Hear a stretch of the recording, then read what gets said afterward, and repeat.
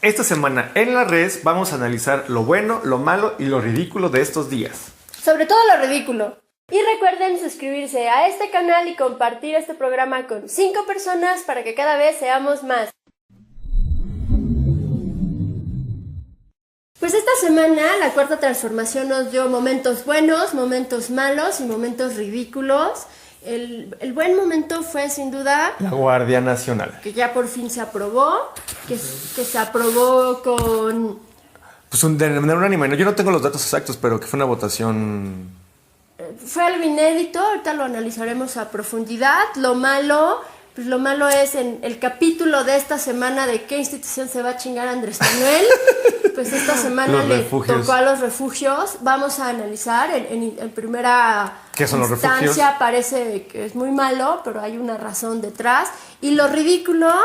Pues lo de los eventos fifís, ¿no? Que ya anunciaron. Ya se había tocado el tema de la Fórmula 1, pero ahora ya le echaron a la bolsa de los que se van el asunto del Circo del Sol, porque se descubrió que hay, para variar, malos manejos.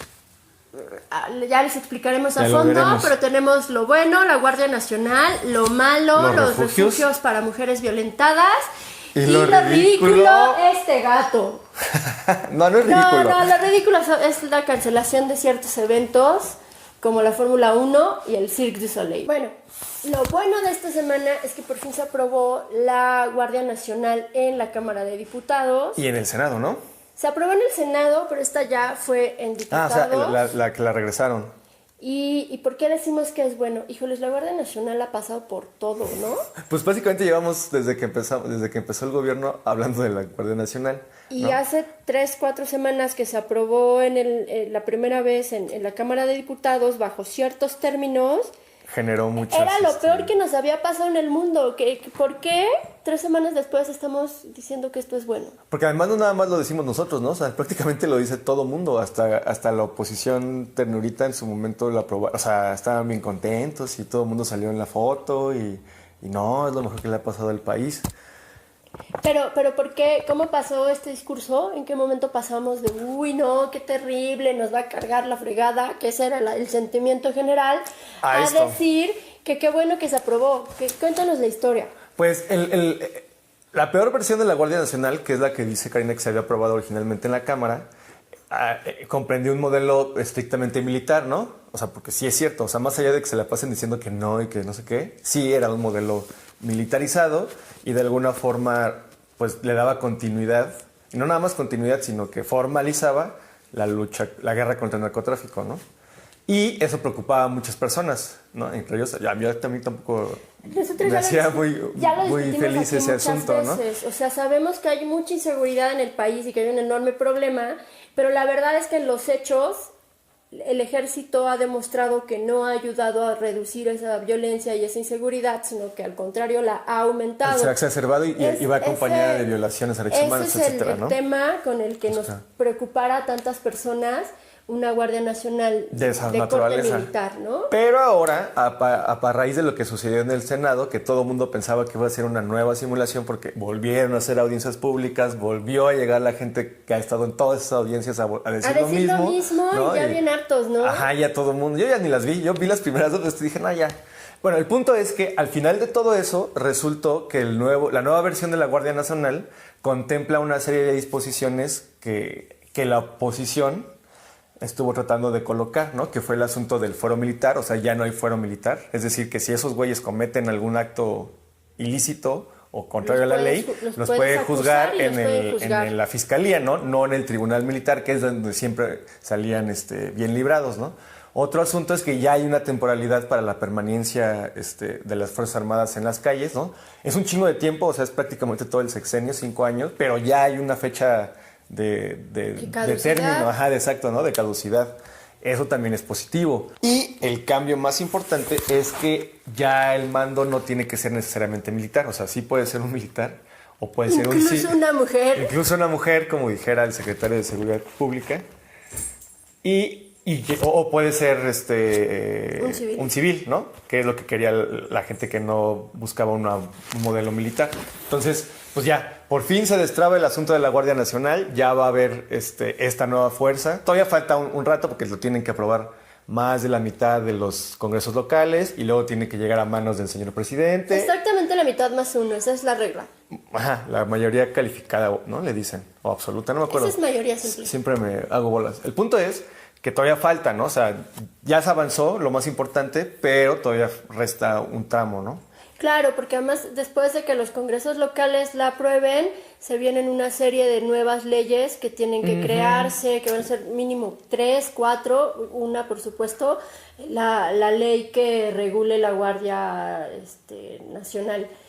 Lo de la ley del registro de detenciones, etcétera. O sea, sí, todavía falta un montón. ¿Y por qué esto es positivo? Pues porque se está hablando de que el presidente puede traer un proyecto, puede presentar un proyecto y que está dispuesto a discutirlo para que lo que se apruebe termine siendo una construcción de todos, que la verdad, eso nunca se había visto en este país. Sí se había visto, pero de forma por ejemplo, lo que fue el Pacto por México. Sí había arreglos. Fue eso, pero fue un arreglo entre partidos.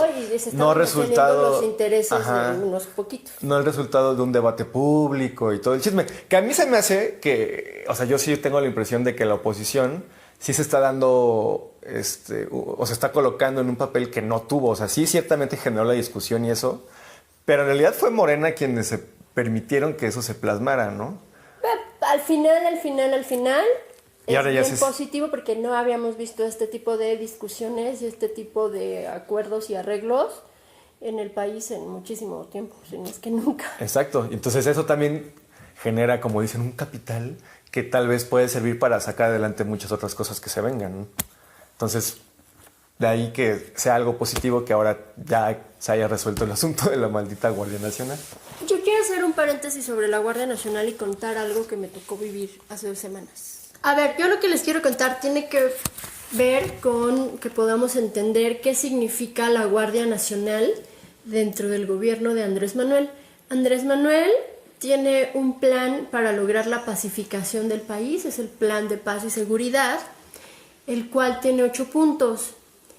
Los primeros 7 puntos tratan todos sobre reconstrucción del tejido social, recuperación pues, de los valores, de la ética, de los principios, una recuperación económica para que la gente tenga acceso al empleo y entonces pues no se vea en la necesidad de robar o se le haga más fácil robar o lo que sea que lleva a la gente a robar. O sea, lo que Andrés Manuel está proponiendo pues es rescatar a las sociedades desde sus raíces. Pero pues, esto es como preventivo y esto es como evitamos que la gente se vuelva delincuente. Pero pues la verdad es que hay una urgencia para parar lo que decíamos hace rato, los altos índices de inseguridad y violencia. Y pues esto, nos guste o no nos guste, pasa por un plan pues policíaco. Reactivo. Una cosa es la prevención y otra es la actuación. La reacción. Entonces, dentro de este plan de reacción es donde se ubica la Guardia Nacional. O sea, en este momento se necesita un cuerpo policíaco que vaya a combatir lo que estamos padeciendo todos.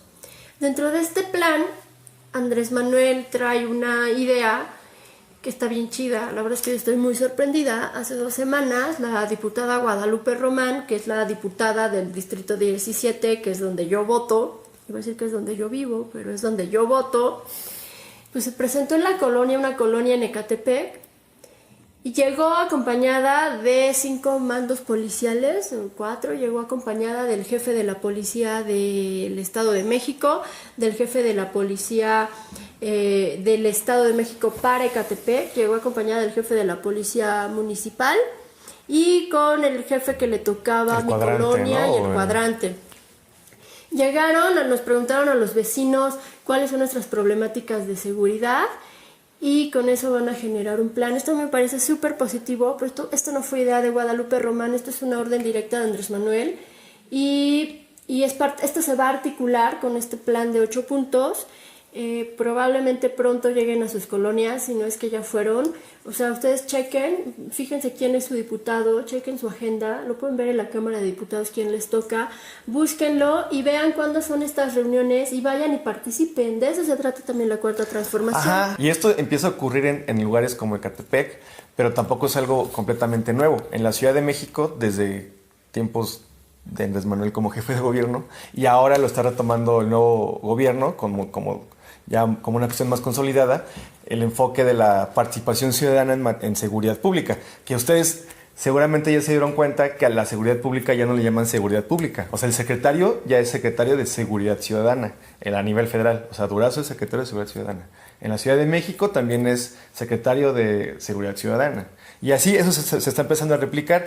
Y el cambio de nombre obedece justamente a esto. La estrategia que tiene policíaca el nuevo gobierno, que no se está inventando, sino más bien lo está haciendo a nivel nacional, es involucrar a la gente en las tareas de seguridad. Y no significa que ustedes sean policías, sino, por eso le llaman, seguramente también han escuchado que la Guardia Nacional va a ser una policía de proximidad. ¿Qué es la proximidad? Pues proximidad con la gente. Estar cerca de la gente. Entonces, lo que buscan hacer es que haya una articulación entre la policía, que es la que tiene que actuar y ejercer el uso legítimo de la fuerza, porque el Estado y todo eso.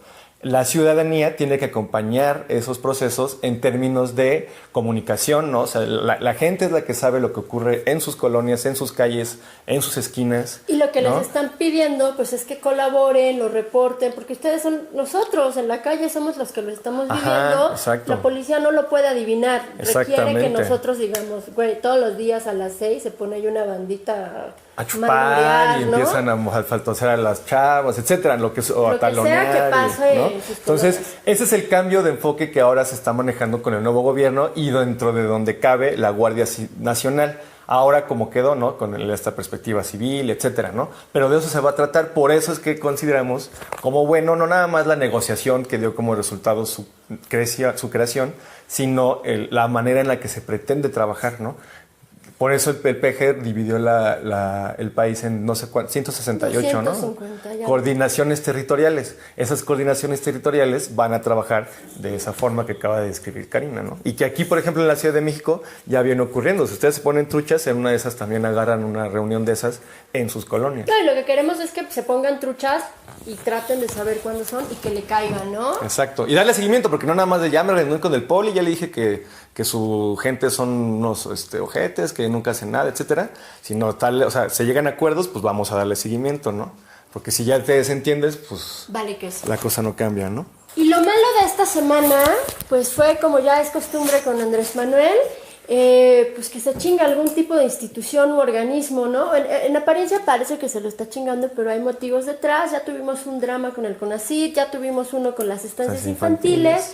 El de esta semana ha sido pues la problemática con los refugios que ayudan a mujeres víctimas de violencia. Lo que pasó en la semana pasada, fue que se anunció que se cancelaba la convocatoria para acceder a los recursos para estos refugios. Esto significa que sí hay dinero para los refugios. O sea, no se recortó, no le quitaron presupuesto, el presupuesto existe, pero pues no hay convocatoria para acceder a este dinero. ¿Esto qué implicaciones tiene? Que los refugios que hoy existen, que están trabajando en ayudar, la verdad es que hacen una súper chambota rescatando a mujeres que de otro modo podrían ser asesinadas por sus maridos o por otras personas ajenas a ellas, pues no van a tener el dinero para hacer esta labor. Suena terrible, por supuesto, pero hay una razón detrás que es como la que queremos analizar, ¿no? Exacto. Una vez más, lo que hace Andrés Manuel es cortar el flujo de recursos a donde él considera que se están utilizando de manera indebida. A ver, no, espérate, él no considera. Bueno, hay pruebas de que se estaba escapando el varo. Ajá, ¿no? O sea, que de sus análisis concluye que hay ciertas áreas a donde está llegando dinero público que no se está haciendo o que no está siendo aprovechado como debería, ¿no? En términos de que se lo están volando, yo qué sé, ¿no? Entonces, es malo porque a final de cuentas ese tipo de refugios son indispensables. O sea, el gobierno no cuenta con ellos porque la política de igualdad de género, etcétera, pues lleva un rezago de mucho tiempo, ¿no? Entonces, todavía no hemos llegado como desde la parte institucional a este grado de avance, ¿no? De tener refugios propios del gobierno. Entonces, la sociedad civil, como en muchos otros casos, ha venido a cubrir esos vacíos, ¿no? El problema es que eso implica, en los hechos, la privatización de estas tareas, ¿no? Que deberían ser labor del Estado, ¿no? Eso por un lado. Entonces yo lo que creo que está haciendo Andrés Manuel es justamente eso. O sea, si ustedes se van a encargar de eso, pero se van a encargar bien. No, al contrario, más o que bien deberían Andrés hacerlo Manuel él. lo dijo. El problema es que estaban utilizando el dinero como agencia de contratación, se estaba yendo muchísimo dinero público a organismos que estaban tratando de suplir funciones que debería realizar el gobierno, y lo peor es que muchas ni siquiera estaban utilizando el dinero para lo que dijeron que nos lo pedían. Sí, el mismo caso de las estancias, ¿no? O sea, gente que pues decía que hacía algo y en realidad no, se chingaba la lana. Ahora, nosotros metimos esto dentro de lo malo de la semana, porque sí está muy mal que un programa que está funcionando de repente se quede sin recursos, porque hay gente que, aprovechándose de estos esquemas, pues estaba robando el dinero. Sí estaban pasando las dos cosas. Sí hay asociaciones civiles haciendo una chamba súper importante. La de los refugios es vital, vital literal, porque están salvando vidas. Pero también hay gente que estaba generando asociaciones civiles, literal, para bajar varo, y que nomás se lo estaba robando, ¿no? El problema aquí, y ese es el problema de tener un presidente cristiano, pues es que justos pagan por pecadores, literal. O sea, él sí trae esa ideología y eso está súper chafa. Eso está súper chafa, espérame. Entonces, está mal porque además estamos viendo unas prioridades de Andrés Manuel bien extrañas. ¿Se podía cortar el dinero a estas asociaciones sin dejar de dar el servicio? Sí, esto requería fiscalización, esto tenía que ser un trabajo paulatino, como más mediano plazo. Ejemplos de que se puede hacer hay. Andrés Manuel está dando dinero a los viejitos, encontró que ahí también en las pensiones a los adultos mayores estaban robando la lana, cortó a los intermediarios, pero los adultos mayores nunca se quedaron sin dinero. ¿Por qué las estancias sí se quedan sin dinero? Los refugios. ¿Por qué los refugios van a quedar sin dinero? O sea, ahí cortó de tajo y le valió queso, cuando en otros planes, pues sí planificó el que no se vieran afectadas las personas que reciben beneficios. Los beneficiarios. Sí, pues una vez más, ¿no? El peje sale con la suya, ¿no? O sea, suelta el madrazo, no informa bien, cuando informa nada más termina confundiendo más a las personas, pero pues lo importante es que no se van a morir esos, no se van a cancelar el programa de refugios, nada más pues se va a revisar cómo se les hace llegar el dinero. Y lo que ha dicho, pues, a mí me extraña que no salga a decirlo la directora de Mujeres, y creo que también tenemos. Ya la nombraron, no me acuerdo el nombre, sí es cierto, pero ya la nombraron. 2 semanas. Ajá. Y ya me acordé. Tiene un nombre medio raro. Sí, tiene un nombre como gringo. Bueno, lo extraño es que no saliera ella a hacer el anuncio, sino que sale Jesús Ramírez, el vocero de Presidencia, a decir que va a ser la Secretaría de Gobernación, porque de hecho los temas de género están inscritos dentro de la Secretaría de Gobernación. Pues dice que va a ser la SEGOP la que se va a hacer cargo de los refugios. Pues esperemos que sea cierto, esperemos que este paso de mando sea pronto, porque los refugios de verdad están salvando mujeres. Sí, es que literal es una cuestión de vida o muerte. Sí, o sea, mujeres que ya viven unas situaciones de violencia tremendas, que les meten unas golpizas, se van a los refugios. Y por último, lo ridículo de esta semana son los eventos fifís. Bueno, no los eventos fifís como tal, sino lo que se generó en torno. Todo lo que han significado en las últimas semanas. Resulta, los eventos fifís, pues nos referimos a eventos como la Fórmula 1 en la Ciudad de México. Nos referimos a la presentación del Cirque du Soleil en la Ciudad de México, también, y por ahí nos enteramos que algunas asociaciones teatrales también. Nosotros no estamos diciendo que la cultura sea fifí, que el entretenimiento tipo de entretenimiento sea fifí. De hecho, yo considero que el tiempo libre, el entretenimiento, el acceso a la cultura es necesidad básica. Es lo que nos hace más humanos. Es lo que nos hace humanos y debería estar ahí en canasta básica, ¿no? O sea, bueno, el punto con esto es que estos eventos no sabíamos. Estos eventos estaban logrando hacer con dinero público, lo cual está increíble porque pues estos son caros, se venden como inversiones privadas, dinero de privados generando espectáculos. Derrama económica. Y no, resulta que detrás de estas superproducciones hay dinero público. ¿Esto qué implica o qué es lo problemático de esto? Todo está mal con eso. ¿Por qué? Porque es una versión muy rara, muy exótica de lo que es el neoliberalismo. O sea, sí, los privados que se hagan cargo de las en este caso de cultura y entretenimiento, pero casualmente lo hacen con dinero del Estado, ¿no? Entonces eso mal. Porque no les alcanza a ellos. Porque no, que supone que la iniciativa privada es muy cabrona y muy capaz y tiene todo a su favor, pues ahí está, ¿no? Resulta que ahora necesitan lana del gobierno. Ahora, Siendo lana del gobierno significa que es lana de todo mundo, de los impuestos que pagamos, ya sea comprando un chicle o realmente haciendo nuestra declaración ante el SAT. Es dinero que sale de nuestros bolsillos. Pero resulta que estos eventos no son abiertos para todas las personas. Son eventos carísimos. Por ejemplo, el caso de la Fórmula 1, que son boletos de miles de pesos para estar ahí. ¿No? O sea, 6,000 varos ir a la Fórmula 1. Y si uno hace un análisis del tipo de público, pues es gente que tiene la capacidad adquisitiva para hacerlo, ¿no? Yo creo y compartimos que si o sea, está bien, si va a haber inversión mixta, qué chingón, pero pues que todo mundo realmente podamos tener acceso. O sea, esos eventos debieron haber sido abiertos al público, porque se hizo con dinero pública, no por otra razón. Exacto, ¿no? Entonces, yo estoy a favor de que se les cancele la inyección de recursos públicos. O sea, si lo van a hacer, que lo hagan con sus medios y que pueda ir quien pueda ir. Como pasa con los conciertos. Ahora, el tema aquí con esta situación de que esté quitándoles lana y que probablemente esto provoque que los eventos ya no se presenten aquí, sí queremos dejar claro que Andrés Manuel no está prohibiendo los eventos, no es que tenga fobia contra los ricos y contra sus formas de entretenimiento.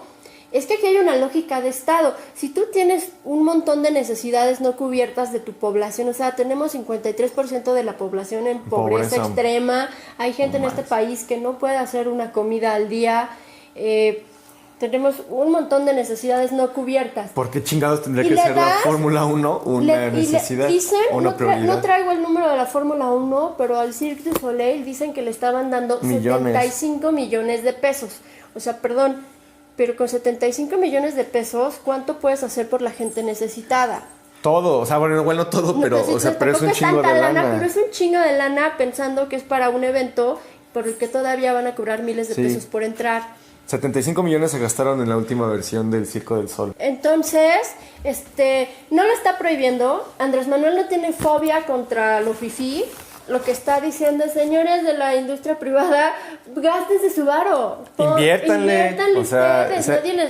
Sean capitalistas de verdad. Sean capitalistas de verdad y no esto. Es que es increíble. Es que te digo, o sea, neta, desde la perspectiva teórica pura de lo que es el capitalismo y eso, y el neoliberalismo, o sea, esto está atenta contra eso. O sea, son privados haciéndose ricos privadamente con dinero de todos. Eso es lo que te iba a decir. ¿A dónde acaba esto? Que la gente se está haciendo rica con nuestra lana. Ajá, o sea, ya es la perversión absoluta de esto, ¿no? Por eso es lo ridículo, es el absurdo, ¿no? Pero bueno, eso ha sido el análisis de esta semana. Esperamos que les haya servido de algo. Que hayamos aportado al debate público. Es nuestra máxima aspiración en la vida. ¿Y qué más? ¿Algún mensaje que compartir? Pues no, nada más que nos sigan viendo, que se suscriban a los canales, que le digan a 5 personas más, que vayan a sus reuniones de seguridad ciudadana en sus colonias.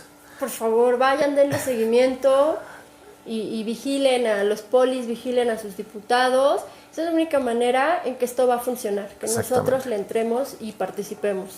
Y pues ya, nos vemos la próxima semana.